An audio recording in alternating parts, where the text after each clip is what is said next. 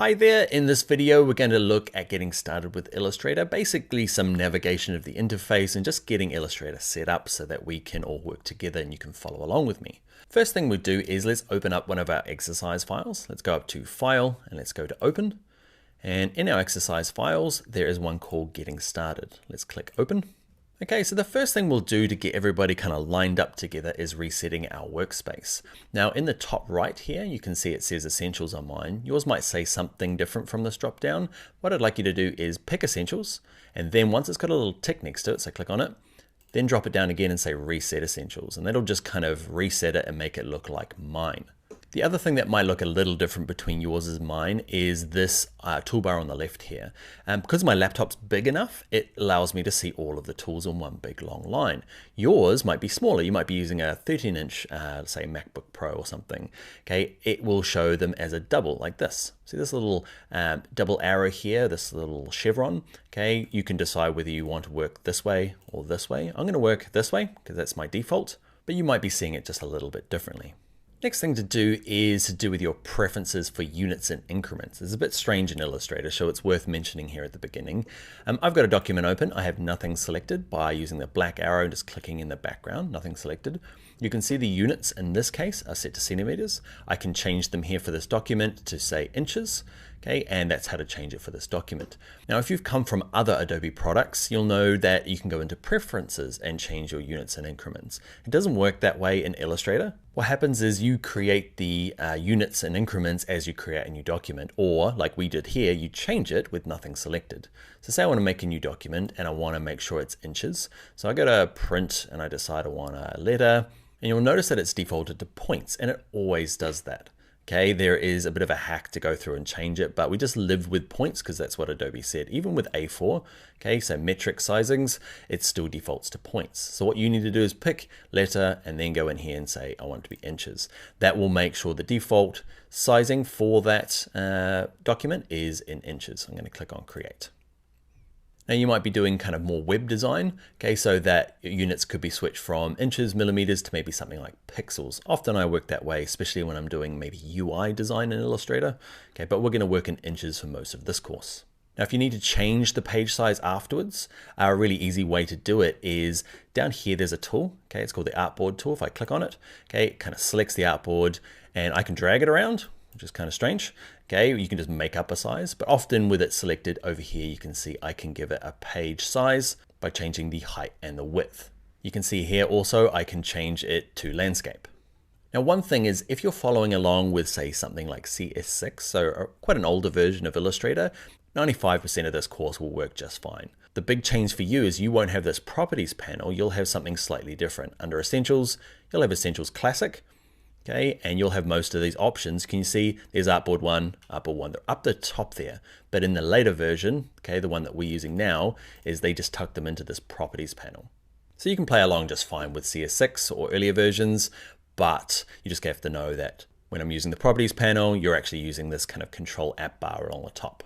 Now, a couple more things just to get us used to Illustrator before we start making things is I've gone back to getting started. You'll notice that there's tabs along the top. Okay, so this is how to have more than one document open and travel between the two. So I'm going to go to getting started. I'm going to grab my black arrow.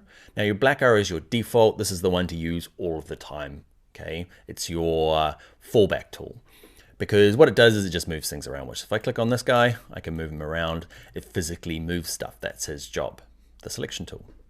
Now the selection tool moves the thing in its entirety. Okay, there's another tool in here called the white arrow, okay, or the direct selection tool. And what this does is it allows you to pick little parts of that object. Whereas the black arrow moved the whole thing, which is if I click on one of these little dots here, okay, you can see it's blue versus all the rest of them that are white. I can move just one part of this little fox here. Okay, so we're going to be using both of these tools, mainly the black arrow, but the white arrow will be something that we use as well. A couple more things that we'll need to work with is edit. You've got undo and redo. Okay, so if things go wrong, you can go backwards. You can use the shortcut if you feel like it. Okay, it has unlimited undo, so you can go back loads. The next thing is zooming in and out. There's a tool down the bottom here. Okay, the zoom tool, you can click on it and hold down the Option key on a Mac to zoom out, or an Alt key on a PC. You can see the icon changes from a plus, but if I hold down the Option key on a Mac, it changes into a minus and you just click once. Now, I never use that, and you'll find that we're not going to do too many shortcuts in this intro class, but a really good shortcut for in and out is holding down the Command key on a Mac or the Control key on a PC and just tapping the plus key, okay, and the minus to zoom out. It's a really quick and easy way to zoom around. Another really useful tool is, I'm going to go back to my black arrow, is when I'm moving around. You can drag these little sliders here, okay, and that's fine, but you'll find that just holding down the space bar, you'll see my cursor changes from the black arrow to the hand, click, hold, drag around. Okay, so space bar and just click, hold your mouse button. It's a really easy way to move around. Now, another thing to note in Illustrator is that we've got something called an artboard. Now, artboard is just like another page. Okay, they call them artboards in Illustrator. I'm going to zoom out a little bit. Now, I'm going to go back to my artboard tool, my pages tool. I'm going to click once over here and drag out, and I've got a second page. Okay, so with it selected, I can click, I'll drag it across a little bit, give it some room, and then over here I can switch it to A4. I'm going to zoom out.